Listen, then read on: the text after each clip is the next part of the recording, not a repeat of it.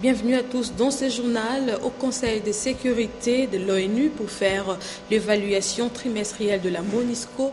Martine Kobler, représentant spécial du secrétaire général de l'ONU en RDC, a lancé un vibrant appel au FDLR de se désolidariser de leur leader poursuivi par la justice sous peine d'être désarmé. Les détails avec Papi Katassi.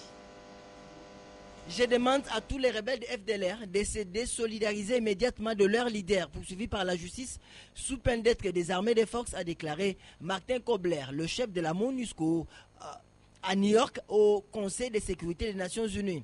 La MONUSCO appelle en effet tous les membres de FDLR à faire reddition sans délai et à rejoindre les processus de désarmement, démobilisation, rapatriement et réinsertion et réintégration des DRRR. Martin Kobler salue les opérations des FARDC contre les FDLR et les groupes armés illégaux affiliés. Il a également annoncé le soutien et l'engagement direct de la MONUSCO auprès de l'armée congolaise. Les opérations visent à neutraliser les FDLR et leurs alliés. Elles permettront aussi la restauration de l'autorité de l'État, conformément à notre mandat de protection des populations civiles et à nos règles d'engagement, a conclu Martin Kobler. Emmanuel Ilunga, président de l'Action républicaine pour le progrès, ARP, parti politique de l'opposition, pense que la cohésion nationale a été un fiasco. Cela se justifie par le temps qui est pris pour la formation du gouvernement de cohésion nationale. Suivez ces propos recueillis par Nadia Koulefouka. Que nous, on construit la maison en commençant par les toits. Après, il faut assumer les conséquences si la maison s'écroule. Avant d'en arriver à un gouvernement de cohésion nationale, je pense qu'il faut commencer par un dialogue sincère, un dialogue franc, un dialogue très ouvert dans lequel on intègre tout le monde. Parce que c'est notre pays. Nous sommes tous des Congolais, il n'y a pas un Congolais plus qu'un autre.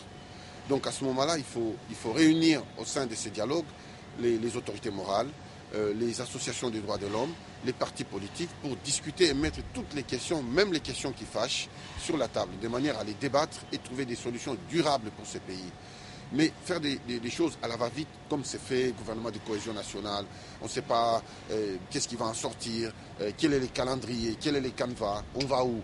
Et en plus, au-delà des gouvernements de cohésion nationale, c'est qu'il y a un gouvernement élu, il y a eu des élections. Pourquoi un gouvernement de cohésion nationale alors que si réellement le gouvernement est élu normalement comme ça devait être? Ils n'ont pas besoin de faire un gouvernement de cohésion nationale. Ils ont la majorité à l'Assemblée nationale. Le gouvernement a tout. Pourquoi un gouvernement de cohésion nationale? C'est contradictoire. En bref, le procureur de la Cour pénale internationale, Mme Fatou Bensouda, effectue une visite officielle de 4 jours en RDC, soit du 11 au 14 mars 2014 à Kinshasa.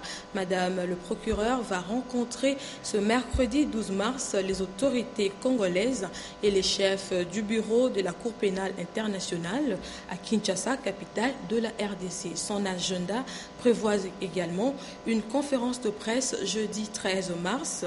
Elle va quitter Kinshasa vendredi 14 mars 2014. Malgré toutes les autorisations administratives obtenues par le parti politique UR, son meeting prévu au terrain Sainte-Thérèse Angeli a été interdit par la police nationale, selon Norbert Louyeye, président national de l'UR. Dans leur altercation police-militants, l'on a hélas compté quelques morts. Éric Izami pour le détail. Au créneau pour exiger la libération immédiate de ces militants inquiétés au terrain Sainte-Thérèse dans la commune de Ndjili. En effet, ce parti politique avait sollicité et d'après ses responsables obtenu l'autorisation de tenir un meeting sur cet espace. Hélas, le jour J venu, cette manifestation a été interdite par les agents de l'ordre. L'Union des Républicains déplore l'approche de la police nationale car il y a eu de blessés.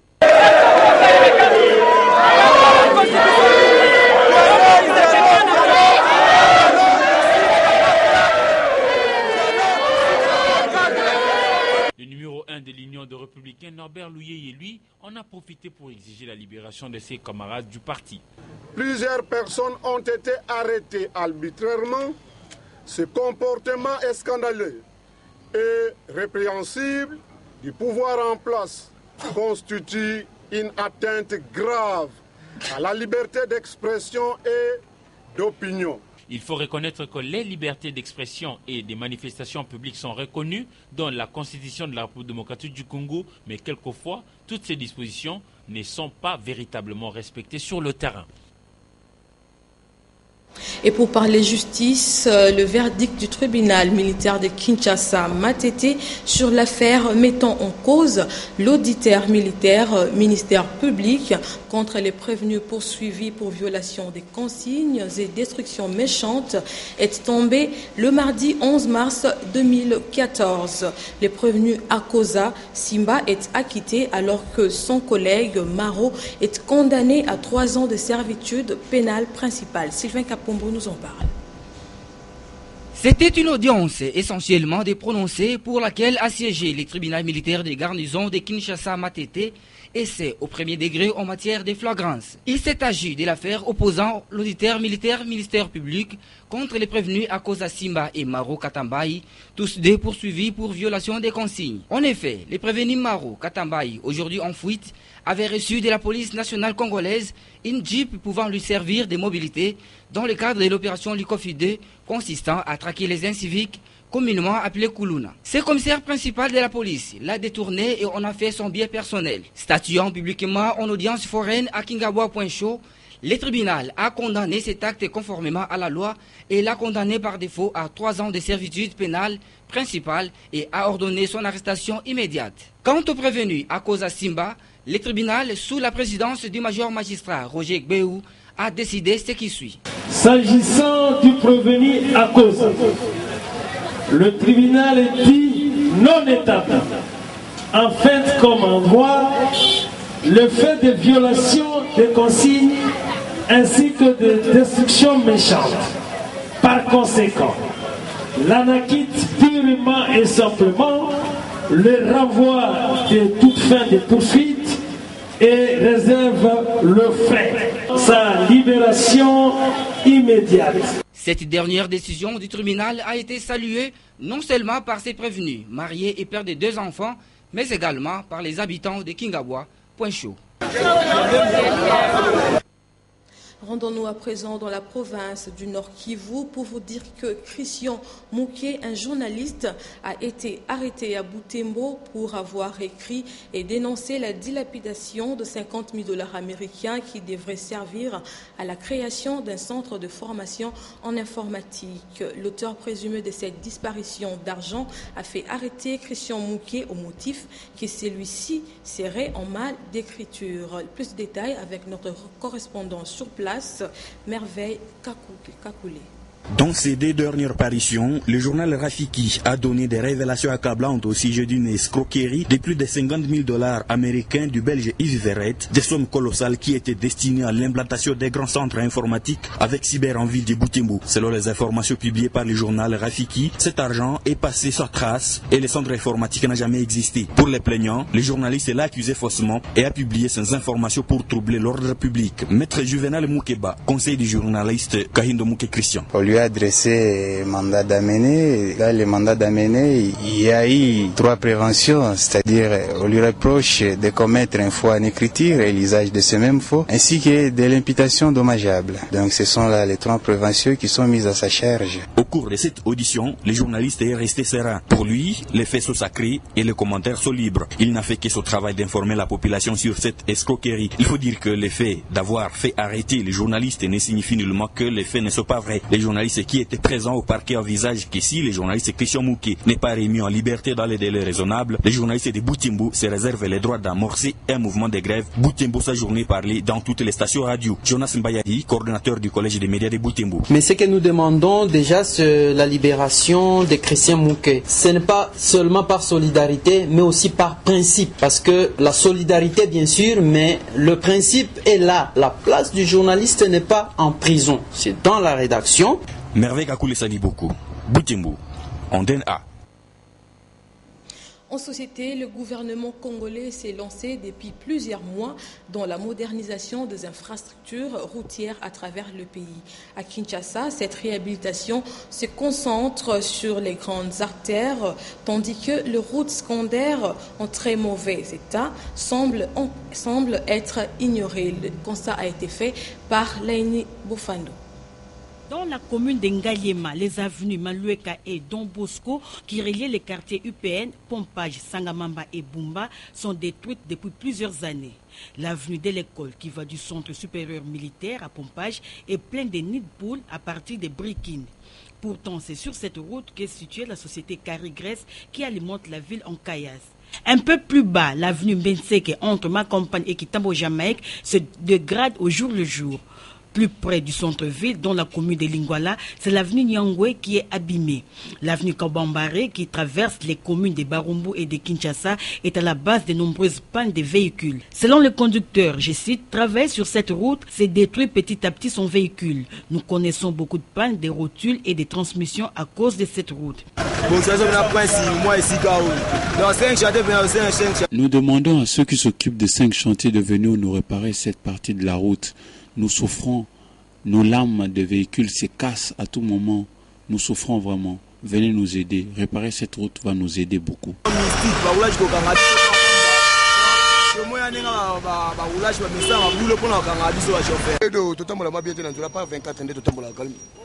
Nous ne savons vraiment pas ce que pensent les autorités à propos de cette route Nyangwe à Lingwala. Nous voyons tout le jour nos lames se casser. Même le véhicule le plus réputé, solide, s'en trouve être perturbé pour passer.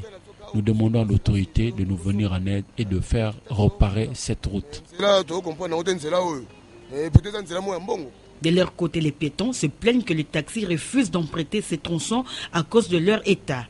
La dégradation progressive de ces routes, si elle n'est pas arrêtée, risque d'enclaver davantage beaucoup de quartiers de la capitale congolaise.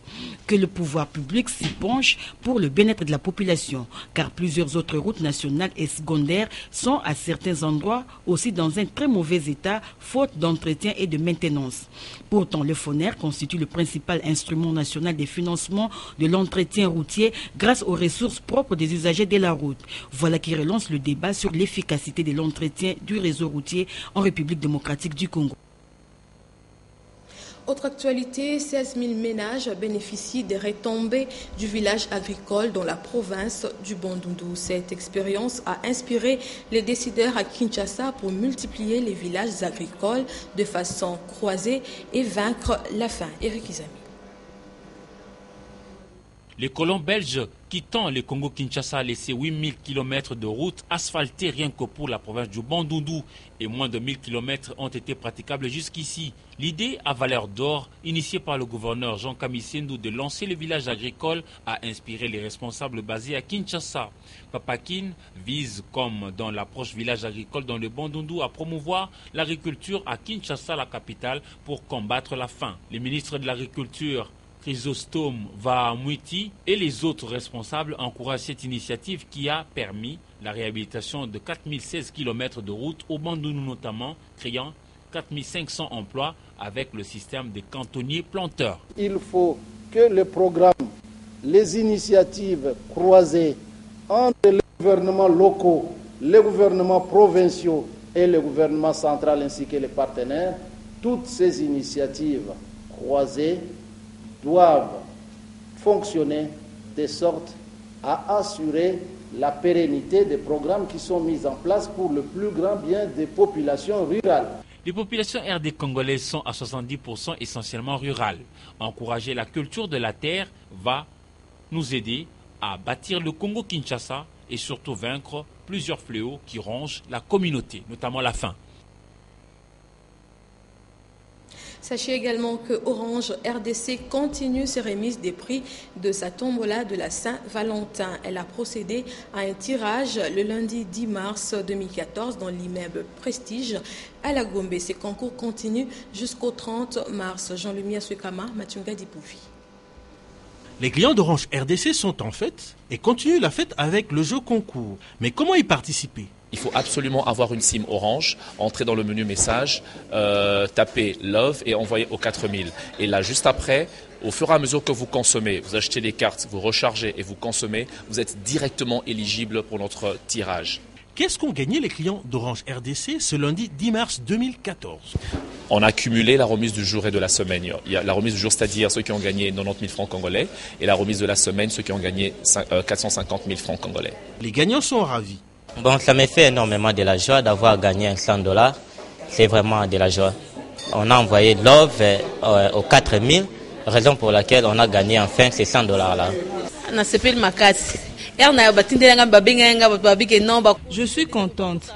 Quand on m'a appelé par Orange, autour de moi, on a dit que c'était pas vrai. Mais aujourd'hui, j'ai gagné et reçu mon argent. La fête continue avec Orange jusqu'au 30 mars 2014, fin du jeu concours. Le mois de mars, c'est le mois dédié à la femme et que la femme congolaise capable à aboutir jusqu'à la fin de son combat. À ce sujet, la rédaction d'Antena a choisi Maître Bestine Kazadi Dita Bala, maître avocat au bureau de Kinshasa et présidente de la société civile féminine Sosifek, à travers un portrait. Magali Sissi, Safi Maléo. C'est une vie pleinement donnée aux autres qu'incarne Bestine Kazadi Dita Bala. Née d'un père congolais et d'une mère belge, elle a été éduquée dans le respect de la vie humaine, ce sens d'humanisme qu'elle ne cesse de transmettre à sa fille Saint-Tisha, son amour au superlatif. Avocate au barreau de Kinshasa et présidente de la société civile féminine congolaise Sosifek. Son combat s'inscrit dans la défense des démunis, des sans-voix, ce que personne ne regarde. Faisons un plaidoyer à travers les 11 provinces pour rencontrer les femmes et principalement les jeunes filles pour justement les éveiller à la conscience de leur responsabilité politique, à leur responsabilité de citoyenne face à la nation, face au pays, et leur faire comprendre que la femme doit être un partenaire actif du développement et du progrès social. Comment, à travers leur autonomisation, comment, bien sûr, à travers la formation, la scolarisation, comment, en prenant à bras-le-corps l'ambition de leur pays, leur propre ambition, et surtout en nous battant contre les stéréotypes, contre les pesanteurs culturelles, et aussi contre les comportements individuels et collectifs des femmes. Et prise de paix à travers un engagement nourri des expériences humaines lors des différentes rencontres de la Belgique, alors étudiante jusque dans la partie est de la RDC, Bestine Kazadi a souffert de la souffrance soit des malades, soit des femmes violées, à l'instar de Coco Annie, une veuve de 40 ans, victime d'un viol collectif. Au-delà de sa révolte, l'avocate a été fascinée par la grandeur d'âme de cette veuve qui a pardonné ses bourreaux. Cette femme lui a inspiré le respect de la vie et l'amour. Du coup, notre avocate révoltée par la souffrance des siens se trouve transformée par ces rencontres qui changent une existence humaine en destinée. Hormis différentes actions entreprises pour faire entendre sa voix, elle se sert des belles lettres comme arme miraculeuse d'après Aimé Césaire. Écrivain d'essence, poète, Bestine Kazadi a publié nombre de recueils, dont Infiniment femme. Auteur de l'hymne international des femmes pour la paix. La présidente de Sosifek a compris cette prière de Saint François d'Assise. Là où il y a la haine, que je mette l'amour. Et puisque nous parlons femmes, sachez que certaines d'entre elles, femmes congolaises bien sûr, qui nous émeuvent par la beauté de leur voix, sont légion. De ce point de vue, la réserve est loin de s'épuiser. Antena a déniché une de potentielles futures stars de la musique. Elle s'appelle Assi Nadège Kipanda. Dans Momat et Douzaine Belebele nous présente ses portraits. Nayoki nzambe motindo ya pasi banyokolio yaka pembeni nazali sewa yo ya motema tovandi bomwana tomesini ngara yo dunia. Moi c'est Nadège Assi. Elle fait partie des jeunes talents sur qui peut compter la République démocratique du Congo dans le domaine de l'art d'Orphée. Employée dans une entreprise de la place, Assi combine harmonieusement travail et musique. Du lundi au vendredi, après le service, je prends un temps pour les répétitions personnelles. J'écoute de différentes chansons. C'est que là où j'ai du mal à les interpréter, je fais les exercices vocaux. Déjà surnommée de First Lady, Nadège Kipanga chante depuis sa plus tendre enfance.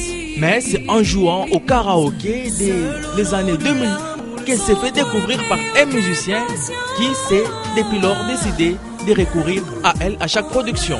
The First Lady est cependant résolue à voler plus haut. Je suis en studio, c'est presque à la fin, j'ai préparé un maxi-single de 3 titres. J'aimerais que les Congolaises me donnent du temps, me donnent aussi leurs oreilles, qu'ils m'écoutent. L'amour, c'est ça,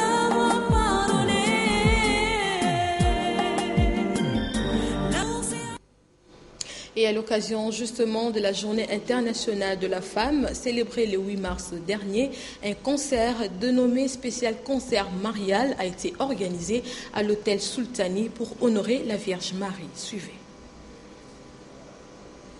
Mois de mars oblige, les femmes sont à l'honneur. L'Église catholique s'en est pas passée. En ce mois de célébration de la femme, les chrétiens se sont réunis dans la grande salle de l'hôtel Sultani pour rendre honneur à la Vierge Marie, Mère du Christ. Ce concert dénommé spécial concert marial a été l'occasion pour les femmes et les hommes vivant à Kinshasa de considérer et placer la Vierge Marie comme modèle de toutes les femmes. Dotée d'une importance capitale, cette organisation qui est une première dans l'histoire de la célébration de la femme a fait parler une d'entre elles. On a pris Marie comme la femme modèle pour représenter le 8 mars. Alors, en l'honneur de cette journée, on a pensé faire des concerts, des chants et des prières pour accompagner cette journée. Parce qu'on s'est dit que Dieu a honoré la femme depuis le commencement du monde. Et aujourd'hui, si nous prenons l'exemple de Marie comme femme modèle, ça va nous épargner beaucoup de choses. Déjà par la sagesse, par le silence. Hein? Et elle a su garder en elle les plus grands secrets du monde. Donc la femme, elle est appelée à garder des secrets et à les garder en elle pour en faire des grandes choses. Plusieurs groupes musicaux ont agrémenté cette cérémonie qui a connu la participation de plusieurs femmes de toutes les couches socio-économiques de la République démocratique du Congo engagées à la promotion de la paix.